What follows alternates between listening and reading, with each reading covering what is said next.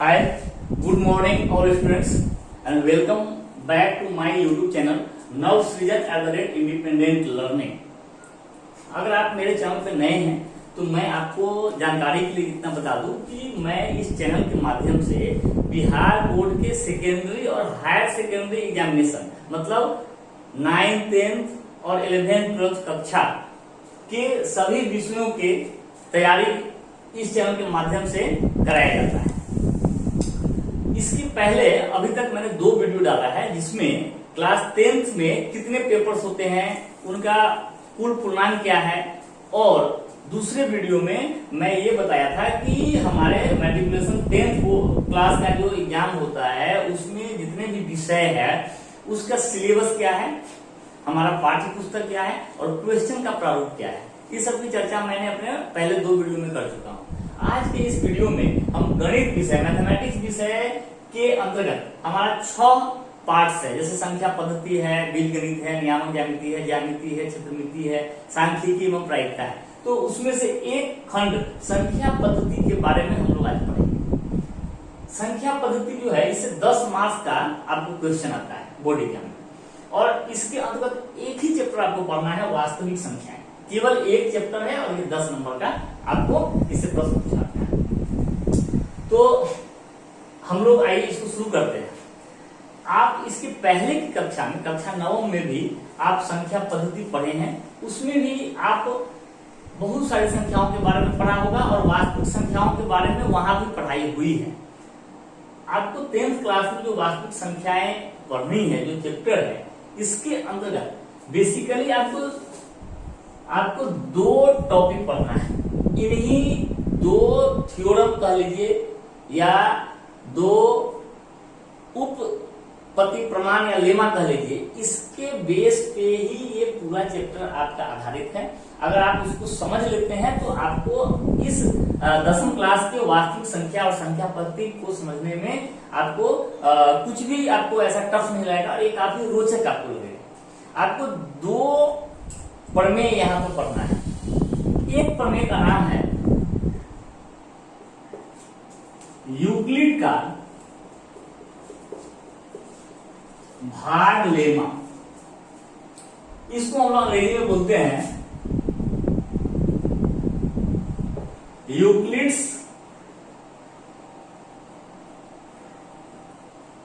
Division lemma. और जो दूसरा आपको टॉपिक पढ़ना है उसका नाम है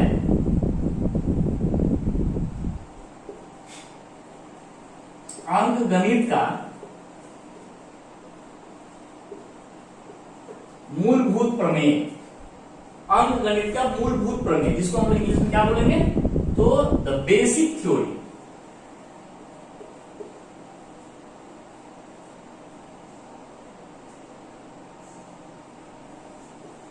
ऑफ अरिथमेटिक। ये 2 मुख्य प्रमेय है। इसी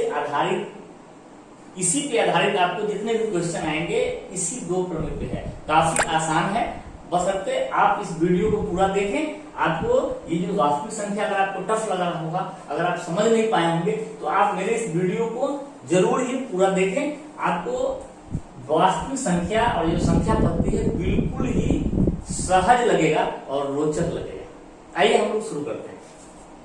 यूक्लिड का भाग लेमा, पहले हम लोग क्या पढ़ेंगे, यूक्लिड का भाग लेमा। लेकिन यहां तक इसको शुरू करने से पहले मैं एक बार रिकैप करना चाहूंगा। आप लोग अपने पिछली कक्षाओं में जो पढ़ा है उसको जस्ट एक बार अगर आप उसको रिवीजन कर लीजिए। हो सकता है आप लोगों को, बहुत सारे लोगों को ध्यान में नहीं हो, तो मैं यहाँ पे कुछ टॉपिक लिखता हूँ, ब्रीफ में मैं उसकी चर्चा कर दूंगा। और आप लोग अगर एक सिंसियर स्टूडेंट्स हो तो आप अपने से उसको पढ़ लीजिए। अगर आपको कुछ उसमें इश्यूज आते हैं आप उनको मैसेज कर सकते हैं हमारे YouTube चैनल पे, आप कमेंट्स कर सकते हैं, हम उसको डिटेल में भी वीडियो बनाएंगे। तो आइए पहले हम लोग अपने 9th क्लास में और उसके पूर्ववर्ती क्लास में जो थोड़ा बहुत संख्या पद्धति के बारे में कुछ हम लोगों ने पढ़ा है उसको हम एक बार रिकैप कर लेते हैं, रिवाइज कर लेते हैं, ताकि हम लोग यहाँ पे जल्दी से चीजों को समझ सके। तो देखिए, सबसे पहले अभी तक आप लोग जितनी संख्याओं के बारे में पढ़े हैं, आप लोग अभी तक जितनी भी संख्याओं के बारे में पढ़ा है उन सारी संख्याओं को एक बार रिवीजन कर लेना है। तो हम इसको दो पार्ट में लिख रहे हैं। दो पार्ट में क्यों लिख रहे हैं ये आप लिखने आप समझ जाएंगे। पहला पार्ट में मैं लिख रहा हूं प्राकृतिक संख्या। आप लोग जानते ही होंगे गिनती की जो संख्या है उसको प्राकृतिक या प्राकृतिक संख्या कहते हैं। इसको हम लोग शुरू करते हैं नेचुरल नंबर n और ये होता है। दूसरा आप लोगों ने पढ़ा होगा पूर्ण संख्या W से। इसमें प्राकृतिक संख्या के परिवार में जीरो को शामिल कर लेते हैं तो हम लोग को पूर्ण संख्या प्राप्त करते हैं। तीसरा हम लोग पढ़ा पूर्णांक या पूर्णांक संख्या कह लीजिए। इसको हम लोग शुरू करेंगे जेड से और ये सभी धनात्मक संख्याएं और जो ऋणात्मक संख्याएं हैं उनका जो समूह है उसको हम पूर्णांक संख्या कहते हैं।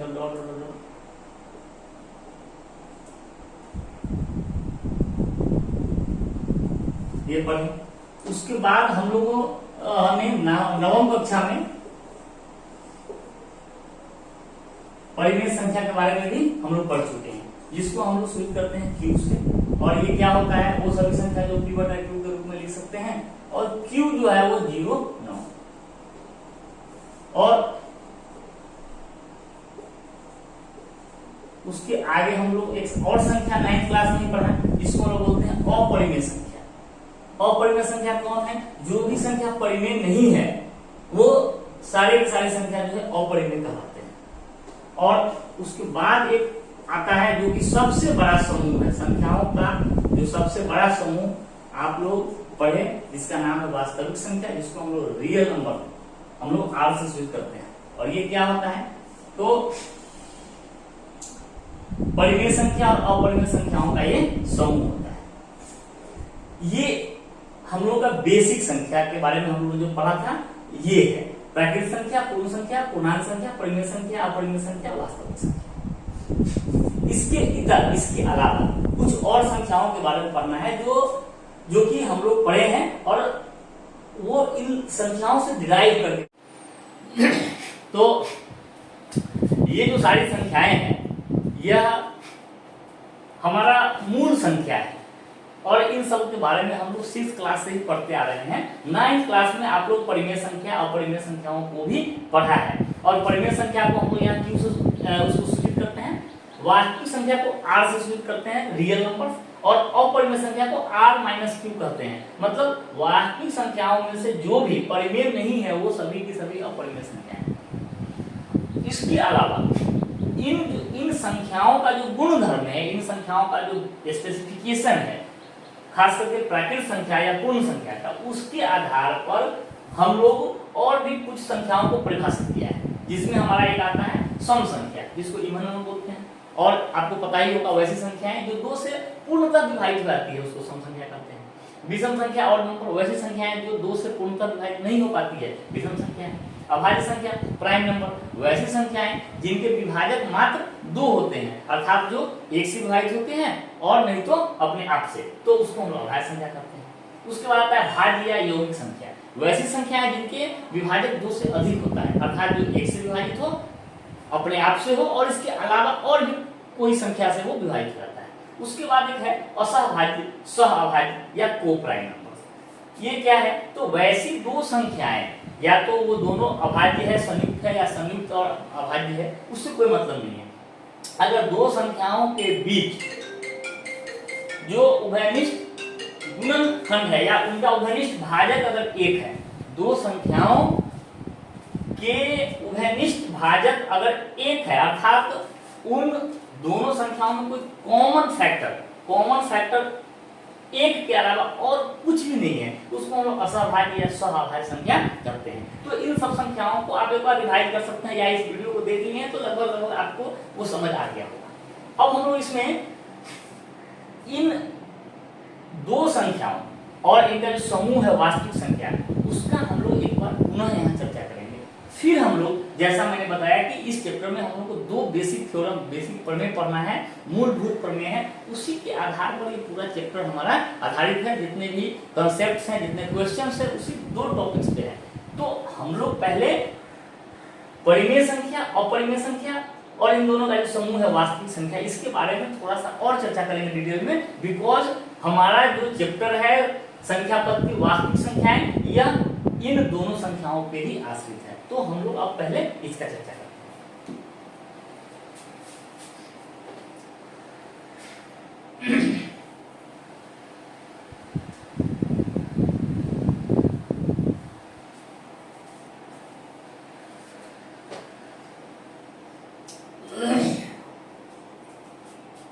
देखिए, आप लोग परिमेय संख्या के बारे में पिछली कक्षाओं में भी पढ़ा है। परिमेय संख्या जिसको हम लोग अंग्रेजी में कहते हैं रेशनल नंबर,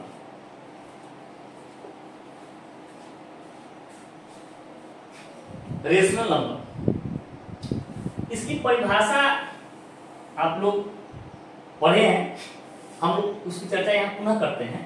हम लोग क्या लिखते हैं कि वैसी संख्या जिसे P बटा Q के रूप में लिखा जा सकता है, या वैसी संख्या जो P बटा Q के रूप में हो परंतु Q जो है उसका 0 न, तो हम लोग उसे परिमेय संख्या कहते हैं। हम लोग क्या पढ़ते हैं, वैसी संख्या जिसे P बटा Q के रूप में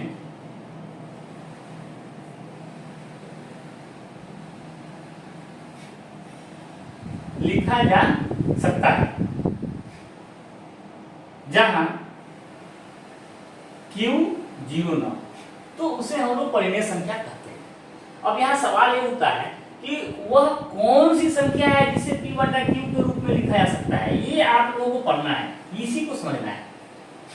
वह या वे कौन सी संख्याएं हैं जिसको हम लोग P बटा Q के रूप में लिख सकते हैं। तो अगर आप अपने आप को थोड़ा सा आप अपना विचार करेंगे तो P बटा Q क्यों 0 नहीं होना चाहिए, इसका एक अलग संदर्भ है, क्योंकि अगर हम Q 0 लिखेंगे तो यह अपरिभाषित हो जाता है। तो अब हम लोग इस बिंदु पर विचार करेंगे कि जिसे P बटा Q के रूप में लिखा जा सकता है, तो वे कौन सी संख्याएं हैं जिसको हम लोग P बटा Q के रूप में लिख सकते हैं।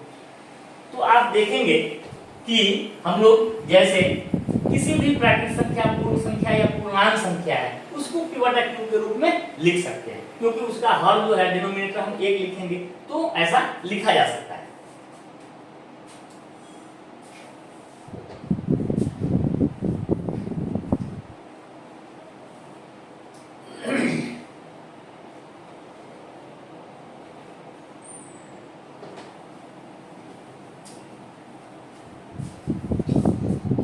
हम लोग विचार कर रहे हैं कि किन किन संख्याओं को हम P बटा Q के रूप में लिख सकते हैं। तो आपका जवाब होगा कि सर जितने भी प्राकृतिक संख्या, पूर्ण संख्या और पूर्णांक संख्या है, हम उसको P बटा Q के रूप में लिख सकते हैं। जैसे 2 बटा 1, 0 बटा 1, -5 बटा 1। तो ये सब जो संख्याएं हैं प्राकृतिक, पूर्ण या पूर्णांक संख्या, अगर हम पूर्णांक बोल दिए तो उसमें प्राकृतिक और पूर्ण तो आ ही जाता है। तो जितनी भी पूर्णांक संख्याएं हैं उसको हम P बटा Q के रूप में लिख सकते हैं, तो वह तो परिमेय संख्या हो ही जाएगा, जैसा कि परिभाषा है। अब और आगे आप विचार करिए, किसको किसको लिख सकते हैं। एक तो पूर्णांक संख्या को लिख सकते हैं, और किसको लिख सकते हैं। तो आप लोगों ने अपने पिछले चौथे पांचवें क्लास या 6th क्लास में पढ़ा होगा, एक टॉपिक है मैथ, जिसको हम कहते हैं भिन्न। भिन्न किसको कहते हैं, आप लोग जैसे भिन्न का उदाहरण बोलेंगे देने के लिए, तो आप दे सकते हैं जैसे कि 1 बटा 2, 4 बटा 5, 8 बटा 3। तो अगर हम देखते हैं जो भी भिन्न है 1 बटा 2, 4 बटा 5, 8 बटा 3, ये भी तो P बटा Q के रूप में लिखा हुआ है, हमको हर 0 नहीं रखना है बस। तो जो भिन्न है वो भी P बटा Q के रूप में लिखा जा सकता है, तो भिन्न भी परिमेय संख्या होगा, सीधा सा बात है। जितने भी भिन्न है फ्रैक्शन है, वो भी परिमेय संख्या होगा। और आप लोग सोचिए कि और कौन सी संख्या है जिसको हम P बटा Q के रूप में लिख सकते हैं। और कितनी संख्या है और भी कुछ संख्याओं का परिवार है जिसको हम लोग p/q के रूप में लिख सकते हैं। तो अगर आप विचार करेंगे तो हम लोग एक और पढ़े हैं जिसका नाम है दशमलव भिन्न। जैसे 0.5, तो इसको हम लोग क्या लिख सकते हैं 5/10, है ना। तो ये भी p/q का एक रूप है। जैसे हम लिखते हैं 0.25, तो इसको हम लोग 25/100 लिखेंगे। ये भी परिमेय संख्या के रूप में आ गया p/q के रूप में। परंतु यहाँ एक विचार करने वाली बात है, हम लोग जब दशमलव भिन्न पढ़े थे 9th क्लास में, तो वहां हम लोग दशमलव भिन्न के प्रकार के बारे में पढ़े थे। एक होता है शांत दशमलव भिन्न और एक होता है अशांत दशमलव भिन्न। और ये जो अशांत होता है ये भी दो प्रकार का होता है। एक होता है अशांत आवर्ती और एक होता है अशांत अनावर्ती। दशमलव भिन्न डेसिमल, ये होता है टर्मिनेटिंग नॉन टर्मिनेटिंग। और नॉन टर्मिनेटिंग में दो होता है, एक होता है नॉन टर्मिनेटिंग रेकरिंग रिपीटेड और नॉन टर्मिनेटिंग नॉन रिपीटेड। तो अभी हम इसको डिटेल में उतना नहीं जा रहे हैं, आपको मैं ये बता दूं कि शांत जो दशमलव भिन्न है जैसे 0.5, 0.25, इसको हम लोग p/q के रूप में लिख सकते हैं। तो जो शांत है वो भी हमारा परिमेय संख्या है। और अशांत जो होता है जिसमें शांत आवर्ती अशांत अनावर्ती, जैसे 0.2222 अनंत तक, और यहाँ हो गया 0.2 3 1 2 0 5 6 कुछ भी जो कि रिपीटेड नहीं। तो जितने भी अशांत आवर्ती होते हैं, अशांत आवर्ती मतलब नॉन टर्मिनेटिंग रिपीटेड, उस दशमलव भिन्न को भी आप परिमेय संख्या के रूप में लिख सकते हैं। आपका 9th क्लास में पढ़ाई हुआ है, हम अभी इसको आगे फिर पढ़ लेंगे कैसे इसको लिखते हैं अशांत आवर्ती को, इसको हम लोग आगे पढ़ लेते हैं। तो हम लोगों ने जो विश्लेषण किया उस पर आधार पर हम क्या देख रहे हैं, जितनी भी पूर्णांक संख्याएं हैं उसको p/q के रूप में लिख सकते हैं, जितना भी भिन्न है उसको भी हम लोग p/q के रूप में लिख सकते हैं, और जितने दशमलव भिन्न है उसमें से जो शांत दशमलव भिन्न है और जो अशांत आवर्त दशमलव भिन्न है उसको भी हम लोग p/q के रूप में लिख सकते हैं। तो हमारा ये जो परिभाषा है p/q, ऐसी संख्या जिसे p/q के रूप में लिखा जा सकता है, q 0 न हो उसे हम लोग परिमेय संख्या कहते हैं। तो इसमें कौन कौन संख्याएं आ जाएंगी, तो पूर्णांक संख्या, भिन्न और दशमलव भिन्न में शांत और अशांत आवर्ती, ये सारे के सारे संख्याएं परिमेय संख्या है। ठीक है, क्लियर। किसको किसको हम लोग परिमेय संख्या कह सकते हैं, तो जितनी भी पूर्णांक संख्याएं हैं, भिन्न है और दशमलव भिन्न में जो शांत और अशांत आवर्ती दशमलव भिन्न है, ये सभी संख्याएं परिमेय संख्या कहलाती है। और परिमेय संख्या का एक और हम लोगों को गुणधर्म पढ़ना होगा। अगर आप तो पूछेंगे कि सर भिन्न और परिमेय संख्या में फिर क्या फर्क है, तो भिन्न जो है, भिन्न का परिभाषा क्या है, भिन्न का परिभाषा है एक क्षेत्र हो, एक क्षेत्र या एक इकाई है, उसका कोई एक अंश, कोई एक हिस्सा को हम लोग भिन्न करते हैं। ये जो भिन्न है यह अपने सरल रूप में हो भी सकता है, नहीं भी हो सकता है, वो सारे के सारे भिन्न ही कहलाएंगे। लेकिन परिमेय संख्या का एक गुणधर्म या कह सकते हैं मानक रूप में हम लोग इसको तब कहते हैं परिमेय संख्या को, जब उसके अंश और हर में उभयनिष्ठ गुणनखंड एक, केवल एक। परिमेय संख्या में एक और गुणधर्म पढ़ लेंगे कि जैसे हम लोग बोलते हैं 1/2, यह परिमेय संख्या है क्योंकि इसके अंश और हर में कोई भी उभयनिष्ठ गुणनखंड एक के अलावा नहीं है। 2/4 ये भी परिमेय संख्या है, लेकिन परिमेय संख्या के रूप में है, परंतु ये जो है ना 1/2 के तुल्य है, यह एक्चुअली 1/2 ही है और कुछ नहीं है।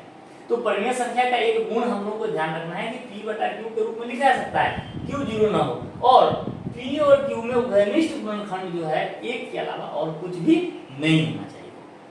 तो मुझे लगता है कि आप लोग को मैं परिमेय संख्या का जो कंसेप्ट है वो मैं क्लियर शायद मैं कराने में सफल रहा हूँ। परिमेय संख्या वैसी संख्या है जो p बटा q के रूप में लिखा जा सकता है। तो कौन कौन संख्या p बटा q के रूप में लिखा जा सकता है? तो पूर्णांक संख्या है, भिन्न है, दशमलव भिन्न में जो शांत और अशांत आवर्त है, वो सारी की सारी संख्याएं परिमेय संख्या कहलाती है। ठीक है, अब हम आगे बढ़ते हैं।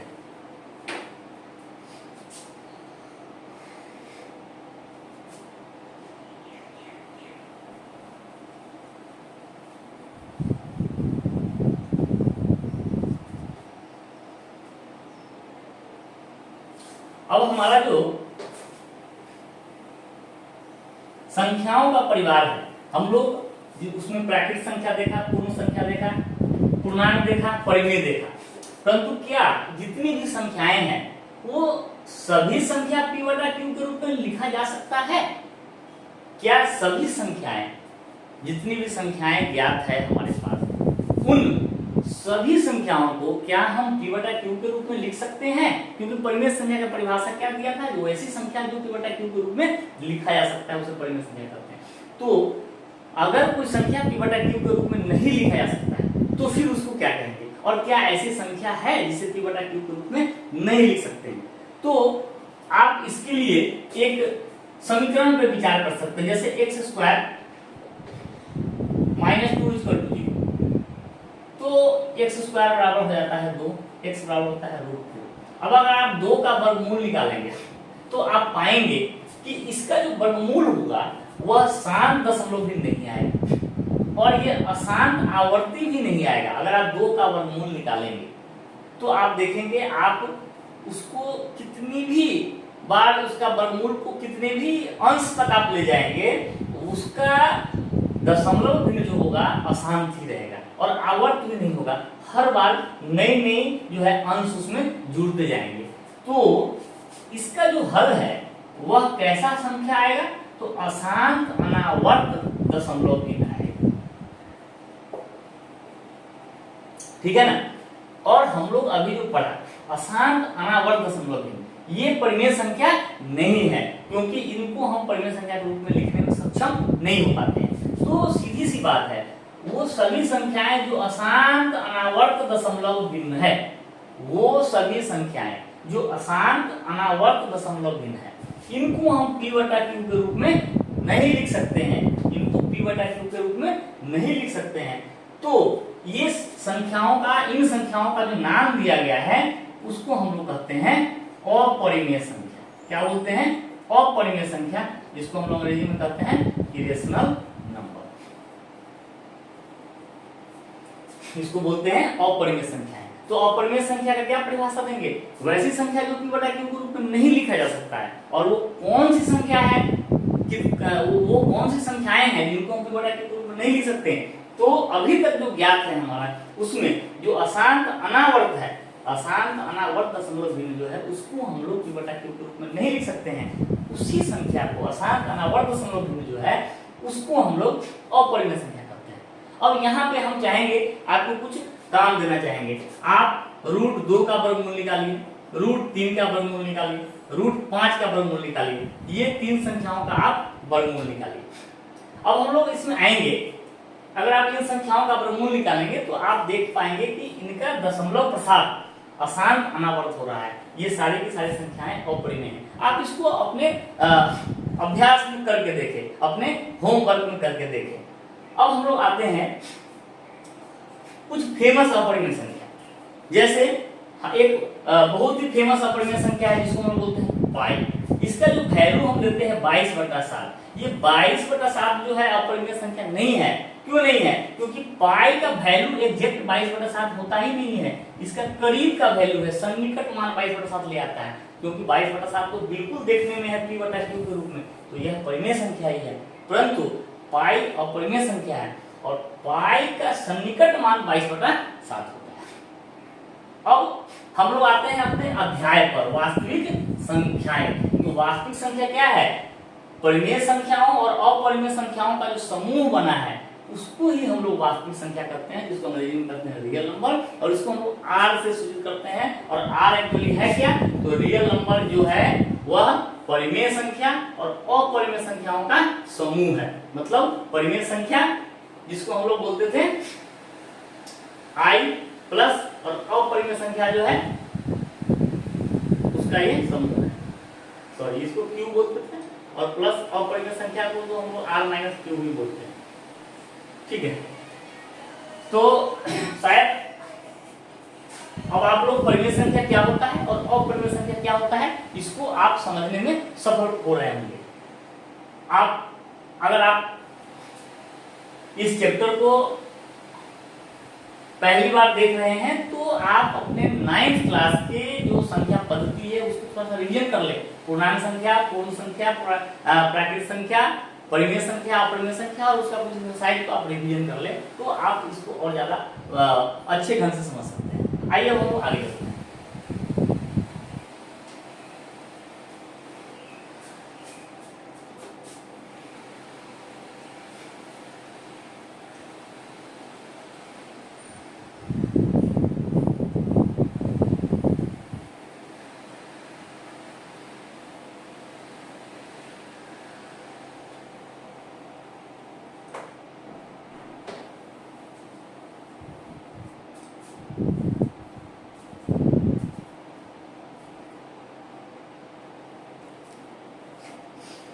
अब हम लोग अपने जो चैप्टर है उस चैप्टर में प्रवेश कर रहे हैं। इसके पहले जो रिवीजन के लिए मैंने बताया उसके ही बेस पे हम लोग आगे बढ़ेंगे। तो हमारा जो चैप्टर है वास्तविक संख्या, इस चैप्टर में आगे बढ़ने से पहले कुछ शब्द का हम प्रयोग कर रहे हैं जो इस चैप्टर में प्रयोग होगा। कुछ शब्द के बारे में मैं बता रहा हूं, आप लोग उस शब्द को एक दो बार पढ़ ले और लिख ले। एक वर्ड इसमें आएगा एल्गोरिथम, दूसरा वर्ड इसमें हमारा एक है लेमा, और इन सब वर्ड से आप पहले भी परिचित है, थ्योरम, प्रूफ, ये सब इन वर्ड से आप पहले भी परिचित हो चुके हैं, थ्योरम और प्रूफ से। यहाँ पे दो वर्ड एल्गोरिथम और लेमा के बारे में हम चर्चा कर लेते हैं। और कुछ जो वर्ड है ये काफी बच्चे क्लास में पढ़ना होता है, मैं यहाँ पे लिख दे रहा हूँ, अगर आप नहीं जाने तो आप थोड़ा सा उसको देख लीजिए। Dividend, divisor, quotient. अब ये जो वर्ड्स है इसको पहले की कक्षा में पढ़ चुके हैं। आप इस वर्ड को एक दो बार उच्चारण कर लें और इसका जो है थोड़ा सा ब्रीफ मैं कर देता हूं। एल्गोरिथम क्या होता है? एल्गोरिथम बोलते हैं किसी समस्या को हल करने का स्टेप बाय स्टेप प्रोसेस होता है, उसको एल्गोरिथम कहते हैं। मतलब एल्गोरिथम क्या है? एल्गोरिथम एक टास्क संपन्न करने का जो है ना सिस्टम है, कोई काम करने का सिस्टम होता है। हम पहले क्या परफॉर्म करेंगे, फिर उसके आगे क्या परफॉर्म करेंगे।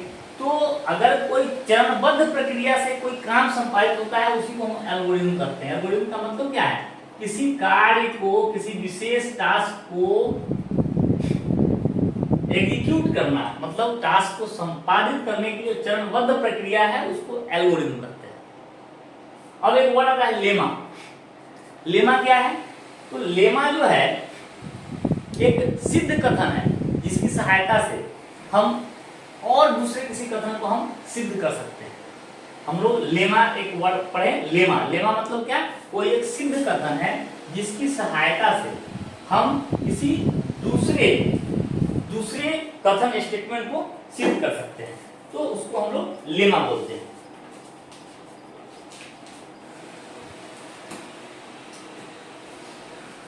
अब हम लोग अपने टॉपिक पे आते हैं जिसमें हमने जो लिखा था, इस चैप्टर में मूल रूप से दो ही टॉपिक पढ़ना है, दो प्रमेय है। नई जो बातें पढ़नी है वो दो ही है। एक है यूक्लिड का भाग लेमा, यूक्लिड का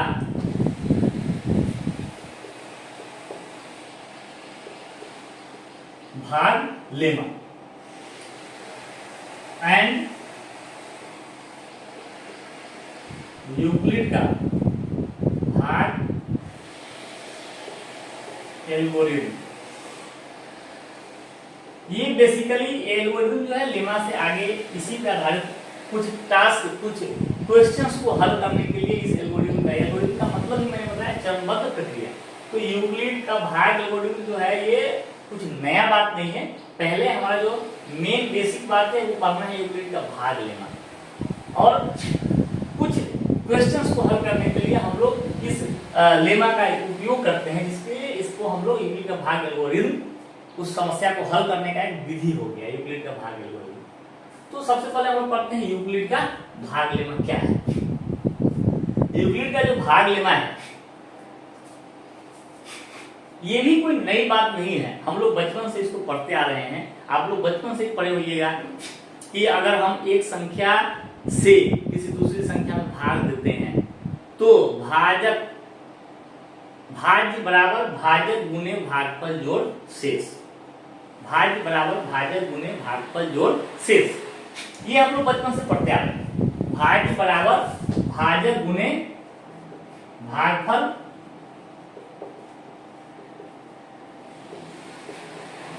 जोड़ शेष, ये हम लोग बचपन से पढ़ते आ रहे हैं। परंतु इसमें नया क्या है, यूक्लिड का भाग लेमा बोल के एक नया टॉपिक दिया है, मतलब कुछ तो नया होगा, और यही नया आपको मैं बताने जा रहा हूँ। शायद आप इस पर ध्यान नहीं दिए हो, बट आप पढ़े जरूर होंगे।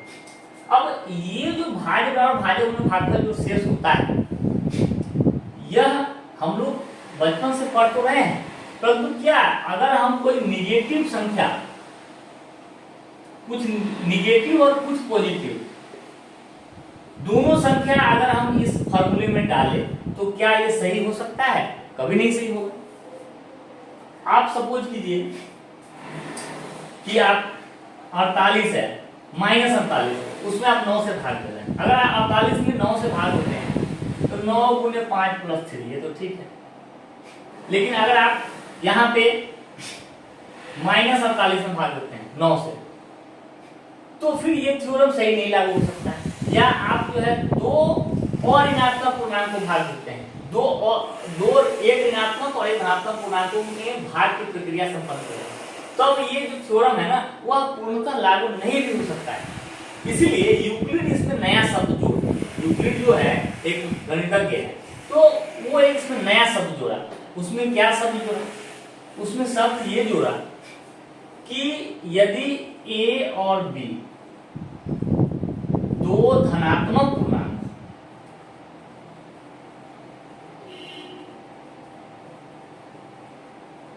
यदि ए और बी क्या हो, दो धनात्मक पूर्णांक, और अगर हम बी से ए में भाग करेंगे, तो अगर बी से ए में भाग करेंगे तो बी हमारा कभी भी 0 नहीं लेना है, क्योंकि 0 से किसी भी संख्या में भाग देना यह अपरिभाषित है।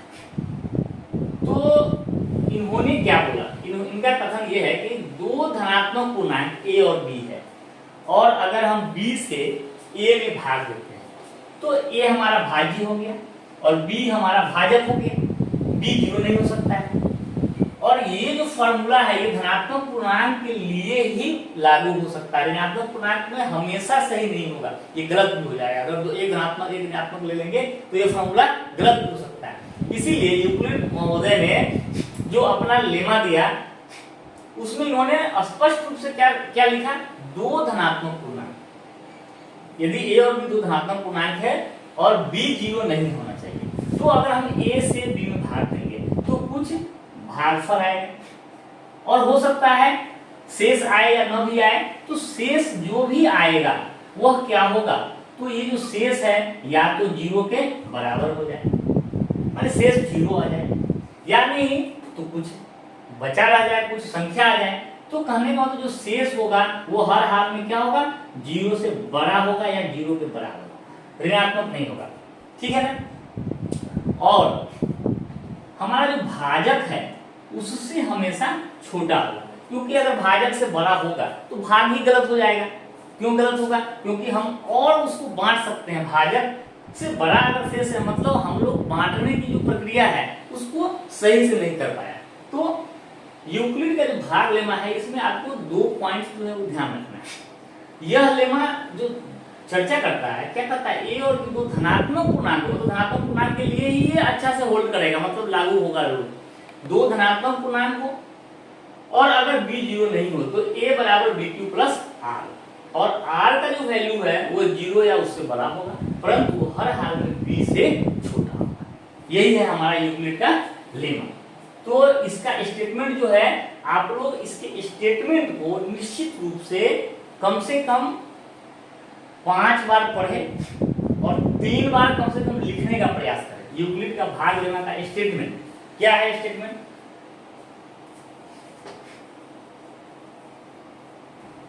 इस स्टेटमेंट को निश्चित रूप से 5 बार पढ़ें और इसको 2 से 3 बार लिखने का प्रयास करें ताकि आपको ये याद हो जाए।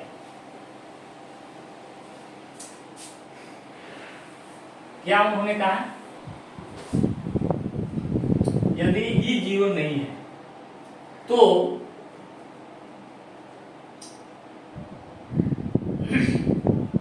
ऐसे अद्वितीय पूर्णांक Q और R प्राप्त होते हैं जहां A बराबर BQ plus R and R जो है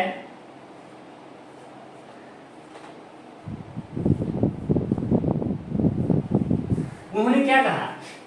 A और B दो धनात्मक पूर्णांक है और A को B से अगर हम विभाजित करें, B 0 नहीं हो तो हमको ऐसे दो अद्वितीय पूर्णांक Q और R प्राप्त होंगे जहां A बराबर BQ plus R, R is equal less than greater than equal to 0 and less than B। Q और R जो है वो अद्वितीय है। अगर आप भाग देते हैं, सपोज करें कि आप 48 में 9 से भाग देते हैं, ये जो भागफल होगा ना वो हर हाल में एक ही होना चाहिए आंसर। इस भागफल का सही आंसर एक ही होगा, इसीलिए बोला अद्वितीय। Q जो होगा, ये भागफल जो होगा वो एक और केवल एक ही संख्या होगा जो सही भागफल होगा। क्या कोई स्टूडेंट ऐसा कर सकता है कि इसको 3 करके 9 या 27 कर दे और यहाँ पे जो है ऐसे लिख दे? या कोई ऐसा कर सकता है 4 से भाग दे दे और 36 लिख के यहाँ 12 ला दे? तो भागफल और शेष जो है ना, जो सही भागफल और शेष आएगा वह हमेशा यूनिक ही होगा, वह अद्वितीय होगा। ऐसा नहीं है कि कोई एक विद्यार्थी कुछ 3 या 4 मरतबे भाग लगा दिया, कोई 3 मरतबे लगा दे, कोई 4 मरतबे लगा दे, कोई 5 मरतबे लगा दे और उसका शेष अलग अलग आ जाए और वो भाग की क्रिया सही हो, ये नहीं हो सकता। तो जो Q और R जो होगा वो हमेशा यूनिक होगा, मतलब हर सही जवाब जो आएगा वो एक ही होगा। 9 × 5 = 45 और ये जो 3 आएगा। तो कहने का मतलब ये जो Q और R जो होगा वो यूनिक होगा, उसका जो सही आंसर होगा वो एक और केवल एक ही सही आंसर हो सकता है। मतलब अगर आप किसी एक संख्या से दूसरी संख्या में भाग देते हैं तो जो भाग की क्रिया में जो भागफल और शेष होगा, जो करेक्ट भागफल और शेष आएगा वो हर हाल में केवल एक और केवल एक ही संख्या आ सकता है। भागफल के रूप में कोई एक विशिष्ट संख्या और शेष के रूप में भी कोई एक विशिष्ट संख्या ही आएगा। और जो शेष होगा वो हर हाल में क्या होगा? या तो शून्य होगा या नहीं तो ये जो भाजक जो है, जो डिवाइजर है उससे छोटा होगा। तो यही इन्होंने बोला। इन्होंने 2 वर्ड यहाँ जो डाला, तीन चीजें, ये थोड़ा सा हो सकता है आप लोग पहले से इस बात पे आप नहीं जानकारी है आपको इस बात का होगा। इन्होंने क्या कहा कि A और B धनात्मक पूर्णांक हो तभी ये फॉर्मूला लागू होगा, पूर्णतः सही होगा। अगर धनात्मक नहीं है दोनों तो ये फॉर्मूला पूर्णतः लागू नहीं हो सकता है। तो 2 धनात्मक पूर्णांक हो और B 0 नहीं हो तो Q और R जो होगा वो अद्वितीय होगा, एकदम यूनिक नंबर ही आएगा। और R के लिए शर्त रखा क्या कि ये जो है शून्य या भाजक से छोटा होगा और शून्य या उससे बड़ा होगा और भाजक से छोटा होगा। तो ये है हमारा यूक्लिड का भाग लेमा। आप लोग इस भाग लेमा का जो स्टेटमेंट है उसको निश्चित रूप से 5 बार पढ़े और कम से कम 2 या 3 बार लिखने का प्रयास करें। अब यूक्लिड का जो भाग लेमा है, इस भाग लेमा का प्रैक्टिकल में हमारा क्या उपयोग है, हम लोग इसके आगे ये पढ़ेंगे कि ये जो भाग लेमा है ये देखने में बड़ा सा सिंपल ही दिखता है, परंतु ये हमारे सिलेबस में जब हम लोग बचपन से ही पढ़ते आ रहे हैं भाज्य और भाजक भागफल जोड़ से, तो 2-3 वर्ड यहाँ डाला, ठीक है, धनात्मक पूर्णांक हो, B 0 ना हो और Q और R अद्वितीय होते हैं, ठीक है ना, और R जो है greater than equal to 0 and less than B होता है, ये भी ठीक है। अब इसके बाद जो है हम लोग पढ़ेंगे कि ये भाग लेमा का हमारे दैनिक जीवन में या हमारे मैथमेटिक्स में इसका यूज क्या है, क्या उपयोग है, इस भाग लेमा पे आधारित क्वेश्चन क्या क्या आ सकते हैं, हम लोग कैसे कैसे क्वेश्चन को इस भाग लेमा से सोल्व कर सकते हैं, इन सबों के बारे में हम लोग अगले वीडियो में अब पढ़ेंगे। काफी ये रोचक विषय होने होगा। मैं आशा करता हूं कि आप इसको पढ़ करके, इस वीडियो को देख करके इस चैप्टर को आप बिल्कुल ही अच्छी तरह समझ पाएंगे और रोचक होगा, इंटरेस्टिंग होगा, आपको समझने में, पढ़ने में मन लगेगा। तो आज हम इस वीडियो को यहीं पे समाप्त करते हैं। अगले वीडियो में हम लोग पढ़ेंगे कि यूक्लिड का जो भाग लेमा है, इसका यूटिलाइजेशन क्या है, इसका उपयोग क्या है। हम लोग मैथमेटिक्स के 3 सवालों को हल कर सकते हैं इस भाग लेमा से। तो आज का इस वीडियो को यहीं पे समाप्त करते हैं और आशा करते हैं कि अगर हमारा ये वीडियो आपको अगर पसंद आए तो आप इसको लाइक और सब्सक्राइब भी करें, ताकि हमारा मनोबल बढ़ता रहे और हम आप लोगों के बीच इसी तरह से रेगुलर क्लास, मेरा यही प्रयास होगा कि मैं डेली क्लास लेकर के आऊं, या कम से कम सप्ताह में 4 क्लास लेकर के आऊं और आपके सिलेबस को पूर्णतः खत्म कर दो। ये नहीं कि 1 वीडियो डाला 2 वीडियो डाला, ऐसा नहीं होगा। हमारे इस यूट्यूब चैनल से पूरे सिलेबस पे हर एक सब्जेक्ट का वीडियो बनेगा और सिलेबस को समाप्त करने तक वीडियो बनता रहेगा। चलिए फिर मिलते हैं।